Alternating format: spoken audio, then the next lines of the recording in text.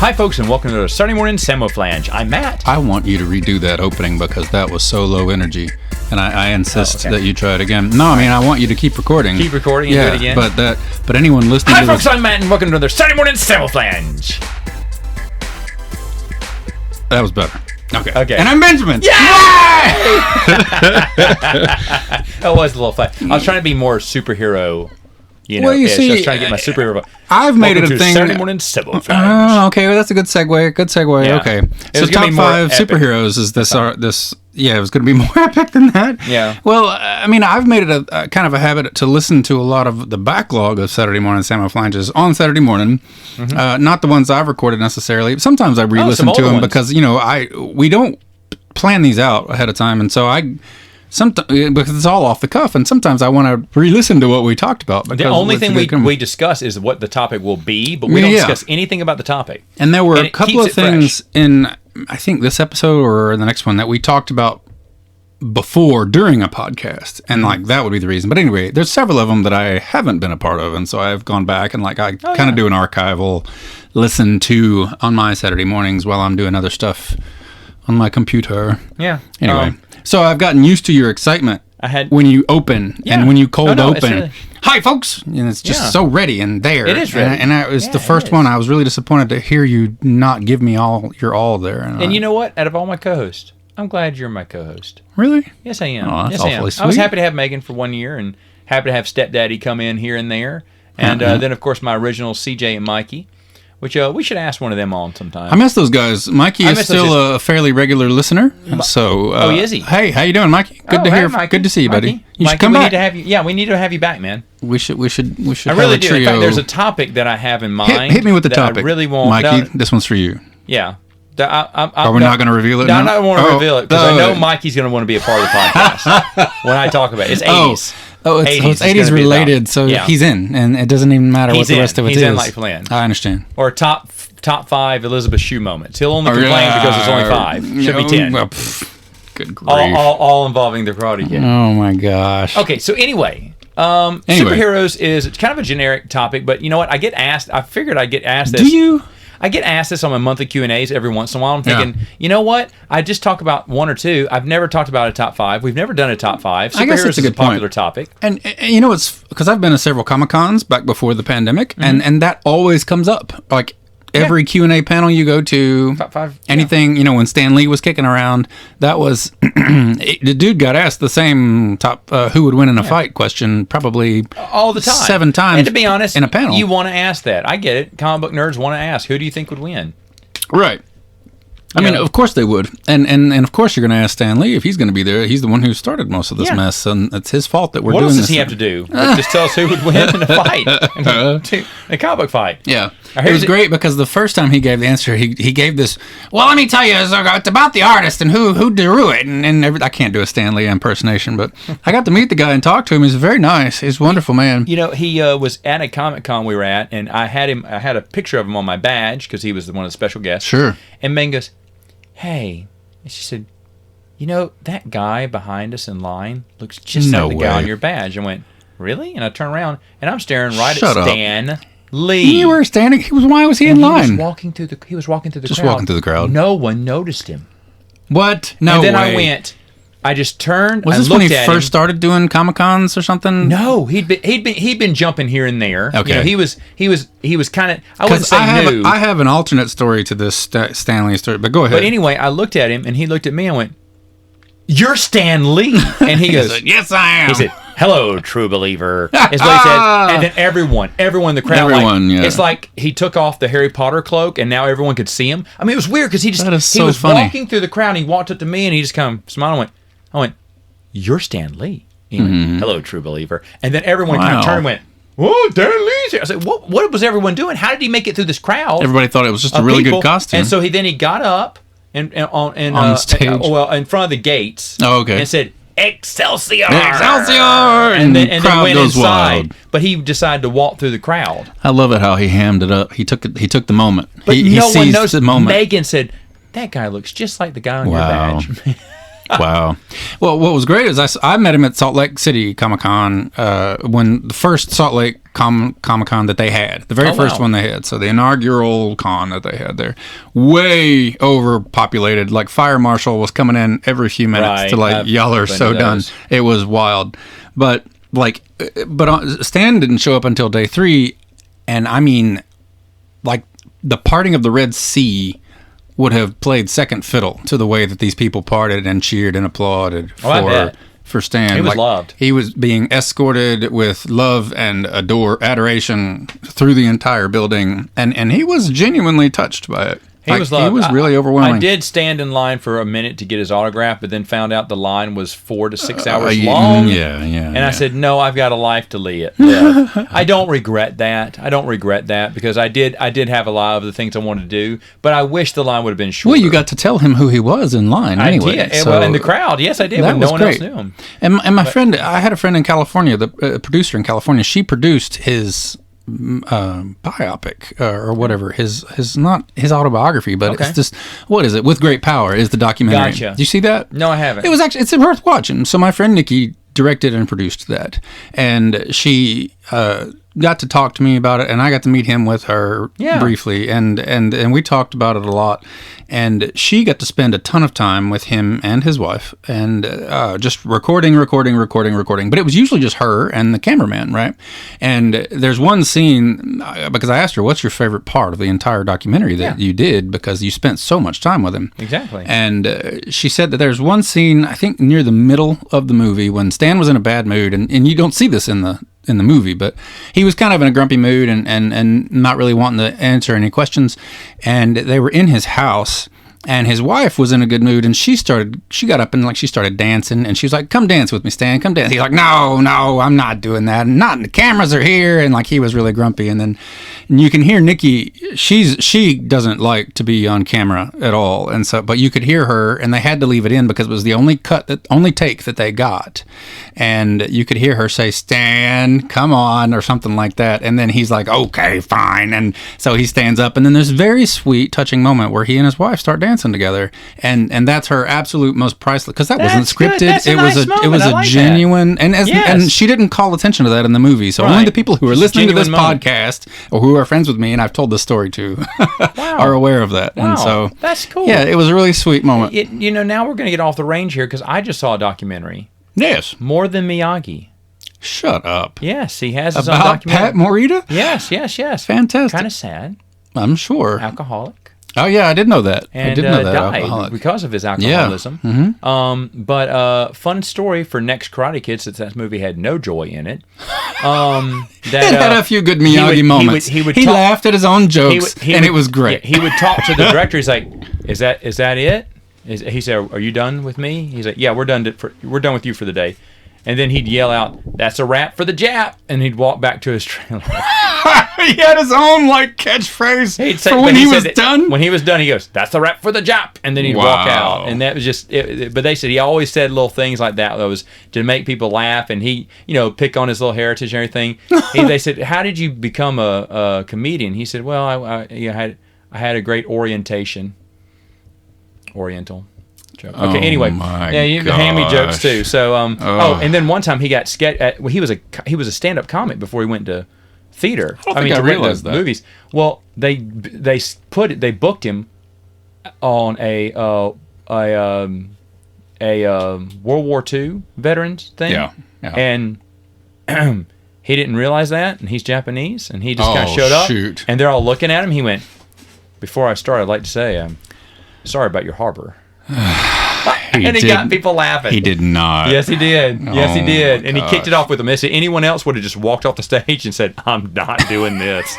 But he just went, and they just said, "Oh, okay, this guy's okay." I nominate Mr. Miyagi as a superhero, and he's in my honorable mentions now. There you go. Honorable mention for him. That's how he's in the topic. I'm going to let you say how much crossover we're doing. Ooh. Because I have a magic number, but I want you to do first, and I'll go high or low. Ooh, man, because I it's hard. This is going to be tough. But do you want me to go ahead? You're not going to have that one. Do you want to do the over under, or do you want to set the number? I'm going to go 2. Okay, that was my number 2, so I have to go either over or under here, and I will go. I think you gotta this go. is really hard. I'm going to let you hang. I'm going to go over. You're going over. I'm going to go over. Out of 5. That's bold. That is bold. That is bold. But 3 out of 5 I'm almost of our positive superheroes. there's 2.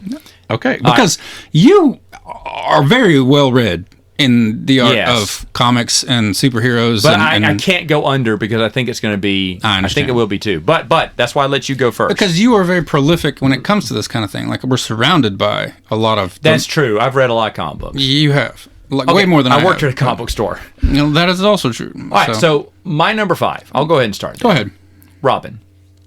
Shut up. Robin? I can't believe it either, but it is. As I thought about it, I just love Robin. I do.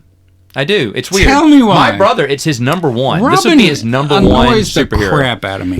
It depends on what Robin we're talking about here. Okay. I don't think I've ever met a Robin that didn't annoy the crap out of me. Oh, really? I don't know if I ever liked Robin. Jason Todd was a little abrasive. Dick Grayson was great. I don't care for the character. And okay. Don't care who the actor is. You don't like sidekicks? No, I don't. Okay. No, they're a waste of time. To be fair, Robin did become. He kind of broke off in the 90s and became his own character. I do remember that. He did turn his own thing, that's sure. But to me, Robin, and I don't know, maybe it was an early experience, but he just feels like a comic relief that it isn't funny. Well, he is in circus colors where Batman's, in darker colors. Sure. I can see that. I get why the character was there. I get it why he was created, and I understand what his point is, but I just don't like the point. Of Robin. And I gotta be honest, it may be my brother who's been a big influence because I did get to read the comic book because of him, because he collected it, and I did have an appreciation for Robin. So and Tim Drake was his favorite Robin. Okay. And Tim Drake was a great Robin, and I've enjoyed him. And as I was thinking about it, because I was really struggling to make sure I got the good 5, and I said, you know what though? As I think about it, I do kind of like Robin, and that's probably a little shine from my younger brother, but because that's his number 1. His number 2 would be 1. Well, his number 2. Well, I'm not going to say, but I doubt it's on yours. Number 1. It's Superboy. Would be his number 2, wow. And I'm not a Superboy fan, but Robin is a good character. All right, what's your number 5 then? I'm interested. My number 5 was the 5th one that I came up with, and of course we have the whole universes to pull from. Right. But I read a lot of X-Men. Fair. When I was younger. Yep. I love X-Men. I love the reboots. And truthfully, it was Jean Grey that I loved seeing in that episode. Not necessarily her, but the fact that the Phoenix was all up in there. Right. This world-eating superpower that was beyond a god kind of thing, that was just almighty and could destroy anything and everything at the blink, and she had zero control over it. And so, like, her as the Jean Grey character, she's telekinetic, she's, smart, she works with Professor X, whatever. Okay, ho-hum, whatever, no big deal. But the fact that Phoenix, like, all you had to do was give me one block of a comic with a zoom in of her eye, and you see a little flame behind it, and oh man, stuff's about to happen. Yeah. And what do you mean? There's no more pages left of this comic. I have to wait till the next one. And then that was so exciting every time they dropped that. But the Phoenix is about to mess you up. Yeah. Didn't care if it was the Hulk. Didn't care what was happening or how big or badass whatever was about to go down.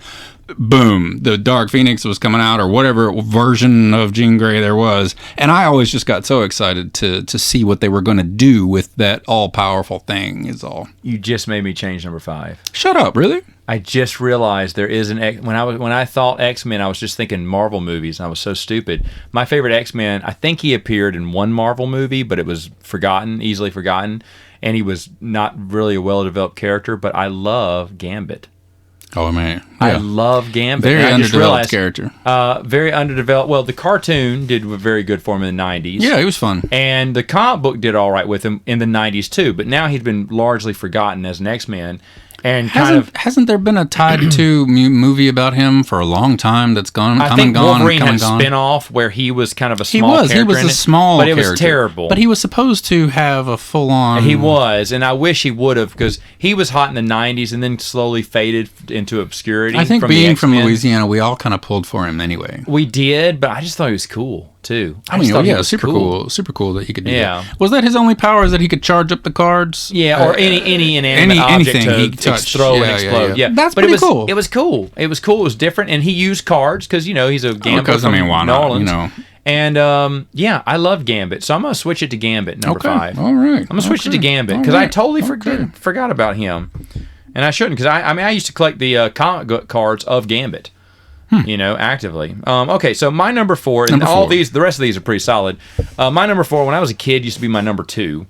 He's dropped a lot lately. I'm curious to see, okay, what's changed lately? I'll probably tell you, it's the Flash. Shut up. I was a huge Flash fan. My number 4 is the Flash. That's one. So you're telling me there's a chance. I'm telling you there's a chance. My number 4 is the Flash, but you go ahead. Tell me why. The Flash he was just so much fun Still as is. a kid to watch. I used to watch the old cartoon Challenge with Super Friends.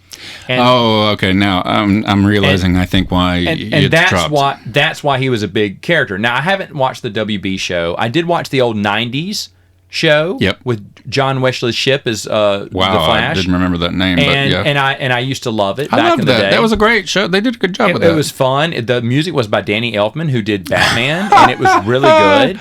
Right. But anyway, other than that, though, the Flash has kind of dropped over the years. But I always thought it was super cool to be super fast, but in a way, the world around you is moving super slow. Mm-hmm. And I said, that's awesome. I could run from here to Jackson, Mississippi if I wanted to in under a minute. And that is exactly what I wrote down for why he was my number 4, because, he could beat any superhero on the list, blah, blah, blah, blah, blah, in an instant, and you can have these arguments about who would win in a fight all day long for whatever reason. And of course, it depends on, like Stan Lee said, who's drawing the comic and what their favorite person is. But I think there's something universal with the Flash because he's faster than anything else, but the super speed is that's something I think we all universally daydream about when we're little. I don't know anyone who didn't really daydream about being fast, whether or not you read comics or not, like boy, girl, whatever. You always want to be the fastest kid. Yeah, everybody wants to run fast when you're little. And you always want to win at all the races. I want the good shoes, Dad, so that I can run faster than all the other kids and like stuff like that. Run faster in sports, too. Exactly. You wanted to be quick. Yeah, so if you had the Michael Jordan high tops on, then you were quick. True. That's true. And to be honest, I like the little lightnings on his ears, or where the ear bobs were, the little lightning things. Yeah. I like those, too. I thought his suit was really cool. It's a cool suit. Yeah, the fact that he doesn't disintegrate when he's going so fast. Yeah, and I loved the color red too. So I was like, man, Flash is where it's at. It's a great character and it's a lot of fun. And I like how that they have kept it a silly character. Like he's always a little bit offbeat. A little goofy. To be honest, I'm a Barry Allen fan. Wally West is the current Flash, and he's been the current Flash since the mid 80s or whatever, or late 80s. But I've always been a Barry Allen fan. I've always known him as Barry Allen. Yeah, am I missing something here? Yeah, well, he's changed. Barry Allen died in the mid 80s. And of course, no one ever dies. He eventually came back. Well, but Wally West, the Kid Flash, replaced him. But like in Smallville, the Flash to people. He's Barry.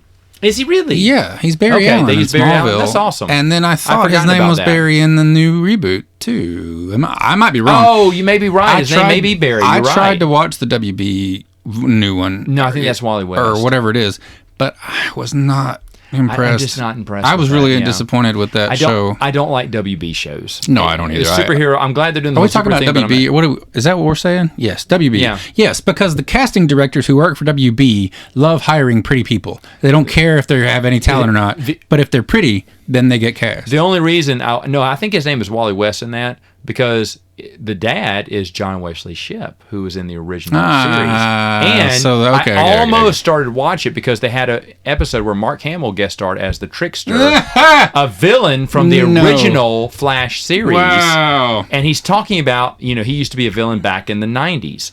Well, the thing is, though, I said, if they reveal John Wesley Shipp as Barry Allen from the original TV series and connect that, I'm in like Flynn, Now I know they're doing this whole multiverse, thing, but I'm not. Sure. I'm kind of tuned out on Disney. I mean, on DC stuff. Right. Even though I love DC characters, but anyway, though, they haven't done well. Flash, I loved. Okay, we both. That's one. Number 3. Tell me there's a chance here. All right, here we go. Number 3. This is crazy, but it's true. Nightwing. Nightwing. Okay. Nightwing. Love Nightwing. Of course, Dick Grayson grew up to be Nightwing. Nightwing is a cooler character than Robin. And Nightwing I always cheered for. Nightwing usually had the mullet, then he went with the ponytail, then he had his hair cut short. But that's when mullets were, did he have the hair cut? like me. He had the longish hair like me back in the 90s, when the kind of longer hair was kind of cool. Alternative rock. So he kind of sported that. Then it went to a ponytail because ponytails were cool for a brief moment. Terry Silver. Yeah, and then he cut it all off and went short hair, which is where he is now. Yeah. But he was really just a cool character. He was his own man now. They drew him to be scale to Batman.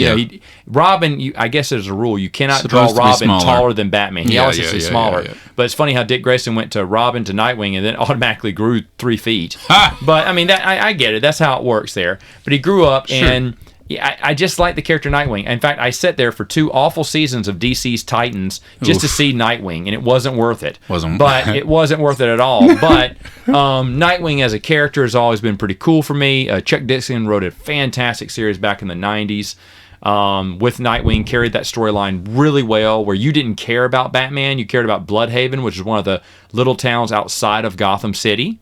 You know how big cities have little cities outside? So he guarded one city, but you cared about the suburb of Bloodhaven more than you cared about Gotham for a while. That's just good writing there. To me, it's good. To me, the artist makes a big difference too, but you got to have a good writer in there. Yeah, you're right. Because I remember that with the X-Men comics, and I could... you'd open one up and you're like, oh man, it's this artist again, and it's just to be so like it was a big turn off. Yeah, it's like I don't like the style. I hated how they'd switch artists, and it was just like so different. Yeah, and it wasn't not good different. No, and but it was drastic because like. Everybody knows, everybody who listens to this podcast, and I watch a lot of Star Trek, and like they rotate the directors out of Star Trek because they're filming these once a week, and so they boom, boom, boom, you're done. And they would rotate directors in and out. They would say, "Hey, cast member, do you want to direct one?" And they would have a different crew come with them, and then they even had last minute changes to schedules, and they're like, "Okay, well you're doing next week, and then we're gonna do this week." Most people can't tell any dang difference. Most people don't even realize there is a director for different episodes of Star Trek because the writing is kind of the same for all of them. But I mean, I'm starting to learn little nuances of the camera angles and stuff just because I watch it so much and because I look at the credits, like who directed this one. Yeah. So, but with the comics, it was a massive switch between direction. But you're right. If the writing is good, then you can get past that, and then it still sets you up for the big finale or whatever, or the arc and everything else. So my number 3 is pretty cheesy, and I had to go with my heart with these. Like I knew that I could go flashy and cool with some of these and everything else, but I had to go with the ones that really just impressed me. Honestly, the reason like the Phoenix and Jean Grey made number 5 is just because that in my gut like stirred something in me. It's like, oh, that's exciting. I can't wait to see what's going to happen.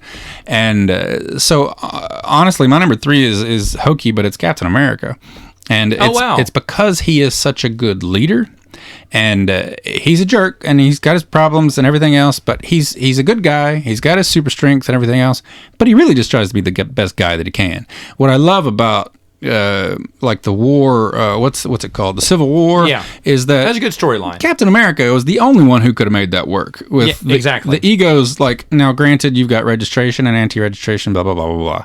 But coming together, and also they did a good job with it in Endgame and to wrap up to get everybody together. Yeah. Like, because everybody was fighting one another, and then Doctor Strange was like, there's only one way out of 6 billion we're going to be able to do this. Right. And you know what? If Cap hadn't been a part of it, there's no way he could have convinced Tony Stark's ego to calm the hell down and to join the world against Thanos, sort of thing. And then you've all these superheroes, the great power, great responsibility thing, like they all have an ego. So many of them. And then so many of the villains are just villains because they can't get past their own ego. Yeah. And they could be superheroes, but their ego lets them take over. Just like with regular humans, money and power changes people. Exactly. And they get nuts. And so Batman's very similar. Money and power, but he chooses to fight crime, for his own reasons that he's got backstories and stuff too. But he could be a complete, jerk about everything and not give a damn and just spend his money on all the stuff that he wants to spend it on. This is Megan's number 1 superhero, by the way. Batman or Captain America? Captain America. Oh, because he's Chris Evans and he looks really good. And he's a very beautiful man. But she loves Captain America. She loves Captain America. Cap, I feel like I really enjoyed the fact Chris Evans is a great actor, first of all, and he did not get to use his range, but he's fantastic. But I did like how in the movies they did depict, for the most part, how Cap is the only one who could make all these people work together. Yeah. And with all these giant egos, he's the one who was able to figure it out and keep them in check and bring everybody together. Now, almost like Thor's hammer. With none of the recent movies or any of the Captain America movies or anything, did you ever get to see just how powerful he is? Sadly, the first movie is the only time we get to showcase Captain America. And the first movie is a joke.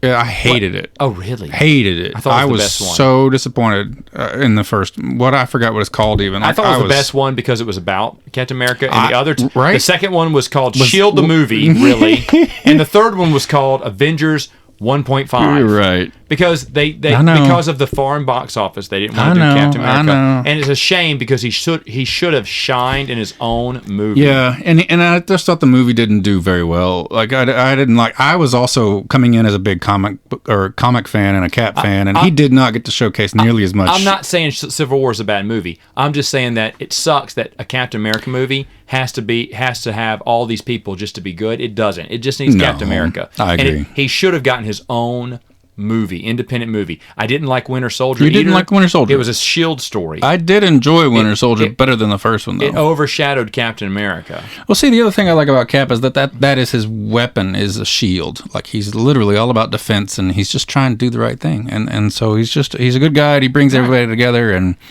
That's fine. That's a fine pick. That's a fine pick. Not cheesy. Not cheesy about that. That's number 3. Okay, well, let's stick with Marvel. My number 2 has been... he's been up there for a while for me, and...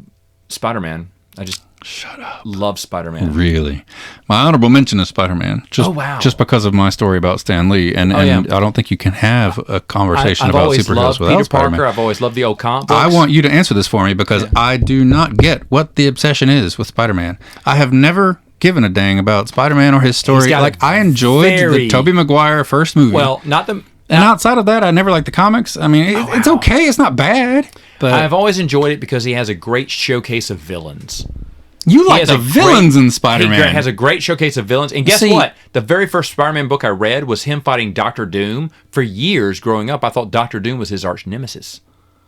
And Green Goblin was always my favorite. And Green Goblin was always my favorite. Well, I thought Green Goblin was cool. Dr. Doom was Fantastic Four, right? Glider. But I thought Dr. Doom was also one of his arch nemesis too, because he fought Dr. Doom big villain in the comic book I read back in the 80s, and he was just on loan from Fantastic Four. Sure. I realized that later on, but I was thinking, funny. What's Dr. Doom doing in a Fantastic Four? Doom going to show back up again? Because that was the first time I'd ever read that's cool Spider-Man. That this is you choose Spider-Man, but the reason that you chose is because of his cadre of villains that he has to fight against. I think they're very colorful. Which is they're very great, different. like Doc Ock and all that. I mean, Doc Ock, there's some really Vulture, good, Rhino. They're kind of animal based too, but he's got this nice wide range of villains.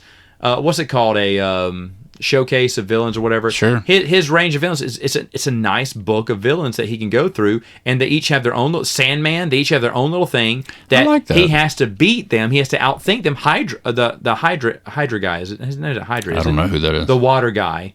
The water villain. Guy. There's a water. I think his name is Hydra. But the thing is, though, he always has to come up with an inventive way. He can't just shoot his webs at them all day long. Right. He has to come up with an ingenious way to trick them into falling into a trap. Yep. And it's always different. And I also love the little fruit pie mini comic book at the end of the back of the comic book. You know, the Hostess fruit pie is one. Where Spider-Man has to stop criminals. How's he do it? He throws fruit pies at him. A Hostess fruit pie, and then they're all eating Hostess fruit pies at the end. He and the cops, and you're like, yeah, I could go with a Hostess fruit pie. That's the only reason I want to eat Hostess fruit pies because Spider-Man told me they were good. Oh gosh, yeah, eat one right now if I wasn't on a diet. But anyway, I don't think we're gonna make our top 5 crossover. No, we're not. We're not. I've realized that now. So I still have hope for 2. Well, since my number 2 is Wolverine, I don't think it's gonna happen. I really thought Spider-Man was gonna be on you, but that's fine. Wolverine is a great character. And he's cool. For me, again, probably an honorable mention. I think he overshadows X-Men way too much. And I wish they'd let the other X-Men shine. He's a great character. And of course, I mean, if you're talking about why you like him, I mean, go ahead. Because if it's for the movies, I agree. I think Hugh Jackman is great. No, I love the comics, and Hugh Jackman is fantastic.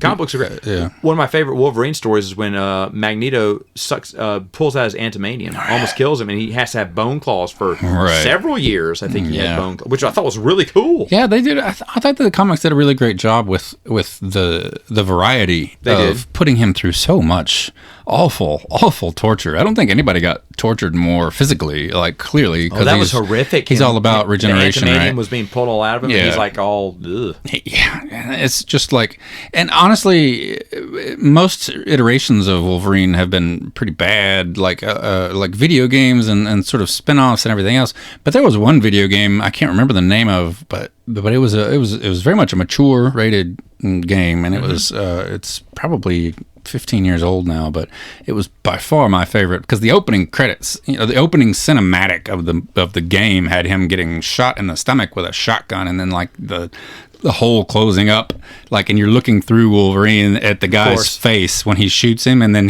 seeing him, and then Wolverine like turns and looks at him and gives him that snarl, and then you get to see the bad guy just like piss his pants because he knows he's about to get torn apart. Awesome. Yes. It was phenomenal, but that movie that video game was all about the level of violence that they could get away with, and it was really great to be able to see it in a non-TV show, non-movie fashion.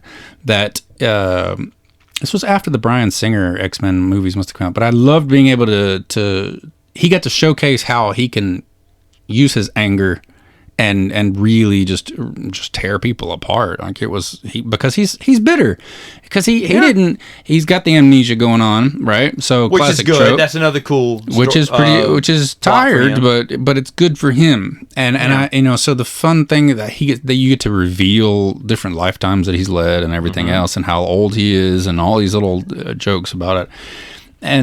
But he's pissed off because for the most part he's thrust into situations. Right. He, for the most part, will just like, you know what, just leave me alone. I want to live in Canada in the middle of nowhere and just quit bothering me.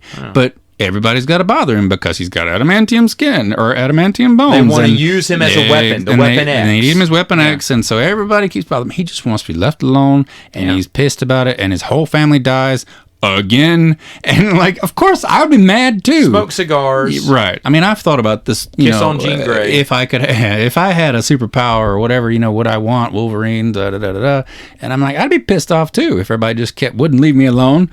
And it hurts to get shot. And it hurts. It really even hurts. though he heals, just hurts. Because he heals doesn't mean that it doesn't feel. It feels good.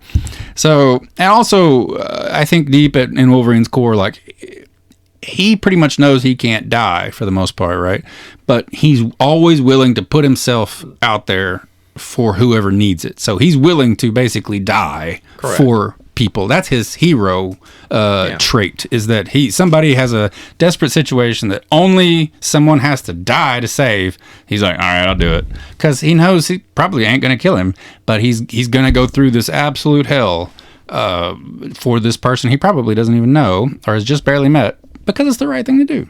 And I think that's great, that he's just so angry and just wants to be left alone. But given the choice, he still does he steps up for people and helps them out. That's the thing. And he steps up, as much as he don't want to be left alone, he'll step up for the small person. Exactly. Someone he barely met. There you go. Yeah. I like that's that. my number 2. That's good. Number 1. That's what I meant with my sappy heart choices that I did. That's fine. So you can probably guess my number 1 easily. I don't know, but is it mine's Batman? I know. Yeah, mine is Batman by far. I hope that we all know. Not really that big of a secret. I've always loved Batman. He's been my number 1 forever. He has a great cadre of villains too. As well. He's probably got. If I had to think of a hero that had the best villains, Spider-Man wouldn't be the one to come to mind. Batman would be the one. Batman beats Spider-Man, of course.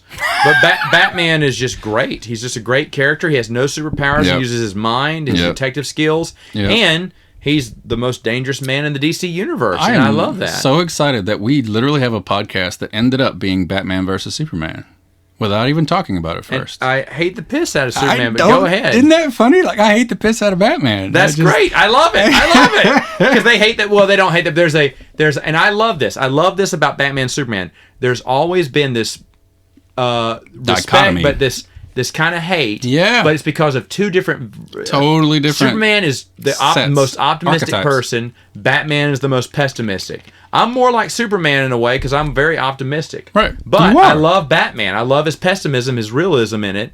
And I do too, and I appreciate that. I love how they interact with each other.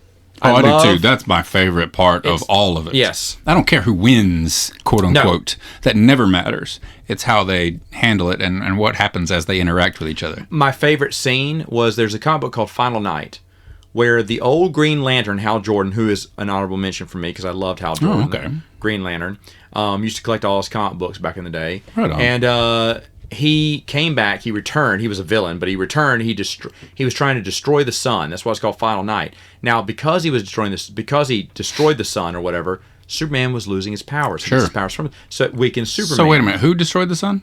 Hal Jordan. Was doing it. Okay. He was destroying the sun, and destroying Earth.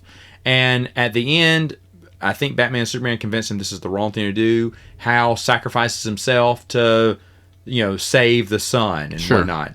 And at the end, Superman gives this long speech about how, even though Hal was evil in the end, he did the right thing, and he showed his true colors as a hero, which was always meant to be.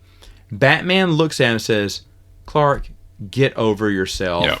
He just did one act. That doesn't erase all the awful things he's done to us over the years. He's tampered with the universe, killed millions of lives, and then Superman just kind of looks at him silently, like that's not the right way. That's not even the way he thinks. That's not a respectful send off for Hal. It's almost what he's looking at. Right. And then it says they were America's. They are called the world's finest. But today they leave on different planes of thought or whatever, and it was a beautiful ending. I was like, wow, because Batman just flies like he's like whatever. Like, what the hell, Clark. Man? Come on. And Clark's like kind of disappointed in Batman's pessimism. Of course he is. But it's great. It's great. I love it. I adore that. And Superman is probably, like I was talking about Star Trek earlier, and because one of the main reasons, and I've talked about this before, that I love Star Trek is that because Gene Roddenberry's vision of Star Trek in the first place was humanity's gotten better. We've grown past our greed and our envy and our hatred and our racism and our ignorance, and we've really learned to love one another and respect each other as beings, and we go out and explore new worlds, and let's do more of it, because Earth is a paradise in the future, because we've all gotten over our pettiness and we've learned how to love people, and evolved to better humans. And that was Gene Roddenberry's dream for the future of humanity, and so that was what the point of Star Trek was originally, and that's why he never had any violence or anything else in Star Trek in the originals. Like, they had as little fighting as possible, and Gene would always override the writers when they came with a story about, how do you create, drama in Star Trek if everybody's nice to one another? And so that's hard for the writers to do. And Gene would always stamp on all the There's the more violence, to that than just exactly. It's teaching other societies and other civilizations from the past. And you're in a way teaching the real world, but at the same time you're showing these other planets, and we're trying to show the best of humanity. I think he just and I believe the same thing. Like, I really, really hope that the awfulness that we do and inflict on each other as human beings can just be a thing of the past one day. That eventually we won't do that to one another. It's sad that a man like that is in his coffin, lying face down instead of face up, because I know he rolled over in his grave when he heard about Picard. Let's move on. Okay. So Superman embodies that same thing for me in comics. Yeah. Like, Superman, here's the thing. He's got unlimited power, right? So again, depending on who writes that comic and that particular artist and that particular story writer, depends on how powerful Superman is and who he can beat, right? But there is no arguing, period, that he is one of the most powerful beings, by far, ever. Martian Manhunter, whatever, doesn't matter. It's not a scalable thing. Superman is still in the conversation, no matter how you phrase it. He's got all this power, and yet he knows it, and he uses it just to help everybody else, and that's it. And the thing is that Superman knows that we as humans are pretty terrible to each other, but he knows that we could be better, and that's his thing. And he's always trying to do it with Bruce Wayne too. He's like, you can be better than this, Bruce. Be better. And he knows it, and he believes in it, and he wants that for us too, and more than anything. And so until we get there, he's decided he's going to use all this infinite power to help us kind of get there, or to just help clean up our own messes that we make for ourselves.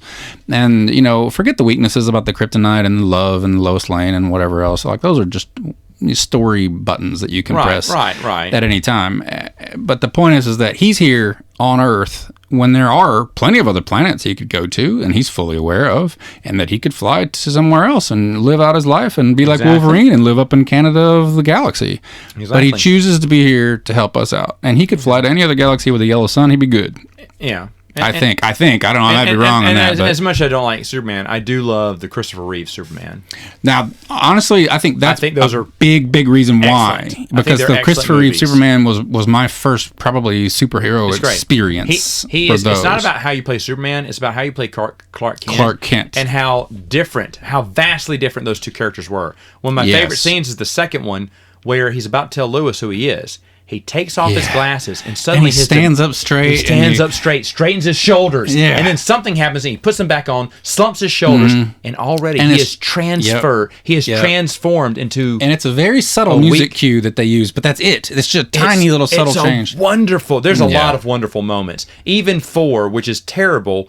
has some of the best Clark Kent. It does. Has some of the best. The scene where he's hanging his coat and then his hat falls off. He grabs his hat, puts his hat on, and the coat falls off. I mean, Buster Keaton eats your heart out. Yeah. I mean, he is going back and forth, and he's wonderful. And he's not breaking. He's like, picks it back up. Yeah. Oh, that fell. Picks it back up. Christopher Reeve, Juilliard-trained professional classical actor. How great is he? And then where they're walking to the hotel, and then that person's pushing the little luggage cart, and it actually bumps into Clark, and Clark kind of jumps on it and goes, Lois? And he gets pushed out the window. He's getting pushed out the door. Lois! And Lois is still going. And I was like, that's hilarious. It doesn't skip a beat. It's Christopher fantastic. Reeves is Superman. He was the best Clark Kent ever. And this is it. This is the truth. No one has played a better Clark Kent. No. And no one has even come close. Not even close. No. Henry Cavill and I forget the name. They look like Superman. But they cannot be Clark Kent. I don't believe they're Clark Kent. And the dichotomy between the two characters, you're right, isn't there. They're the same person. It's the same person in glasses. Yep. And it's like that for everything I've seen. Yeah.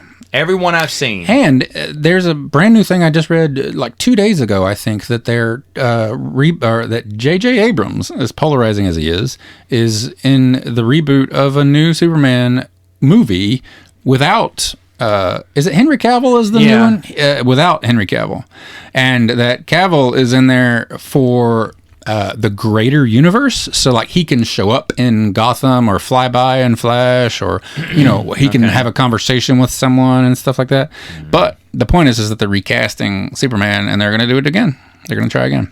Well, unless you have Christopher Reeves again, it's done. Right. Couldn't get any better. I keep hoping that they try to do it and that it goes right. Who was the guy before Henry Cavill that everybody's forgotten about already? Brandon Routh. Oh, that guy had such a bad break, but I was so disappointed in that movie. It was such a disappointment. Just heartbroken when I left that movie theater. It was such a disappointment. Yeah. It had great promise and it just fell flat. It really did. And that's been the case ever since Christopher Reeve stepped out of the role. And to be honest, it's kind of wild because you think about it, there's been some good Batman since Michael Keaton. There really have. There's been several good Batmans. There's been several good Spider-Man. So you know that it's possible. But the thing is, though, there has not been one solid... No. There's people who look the role, but they are not Superman. No. They're not. Christopher Reeves played, and he's the least muscular of them all. Yeah. But yet, it's not about being the most muscular. It's not about being a beefcake kind of dude. It's being... Because he seemed pure of heart as Superman. Yeah. I mean, that is Superman. And then he played the best. You could not... I get it. I think Superman's as Clark Kent... alter ego is dumb because it's just glasses. Yeah. But when it's Christopher Reeves, they are two separate people. Yeah. And he sells it from, like you were saying with the thing when he was pushing up against him, yeah. But yet that moment where he's realizing he needs to turn into Superman and everything, you believe. It's a switch. You can and see it's like, it. There's boom. a switch in his eyes. The decision is made. He's such a good actor. Yeah, absolutely. I can watch those movies again. All right, so there you go. There's our top 5. Top 5 superheroes. Hey, folks, what is your top 5 superheroes? I think my only other honorable mention is the video game City of Heroes, where you get to choose. It's an MMO from like Do you know that early was the 2000s. only... You got me into that game. Did I? Yeah. And I hated you for it because I never did MMOs. I hated them. And you showed me, you let me play, you let me create my own character for a minute. I was like, oh no. And you could choose your own powers, archetypes, and costumes. A buddy of mine told me, he said, you know what? I don't play mine anymore. I've bought a year subscription. He said, if you want it, he let you play it. I said, if you give me that, I won't be able to do anything for the rest of my life. So I said, please don't give me that. I had to turn it down because I loved City of Heroes. I played it at your house. No one in the comment section on YouTube tell Matt about the reboot of City of Heroes Homecoming, where you can play it for free and everything is unlocked and it's unlimited and there's a giant player base that's still going. And I typically listen to Saturday Morning Samoflange while I'm playing City of Heroes almost every weekend. We'll see you never. Never again. This has been the final episode of Saturday Morning Samoflange. We'll be playing this game while we're playing Saturday Morning Samoflange. But yeah, they've unlocked everything. The entire costume range is open, and you can have up to 900 characters or something like that. There's no character limit, so you can just design characters all day if you want. And they've got brand new, like it's player based. They found the source code up in Canada, and they bought the whole thing.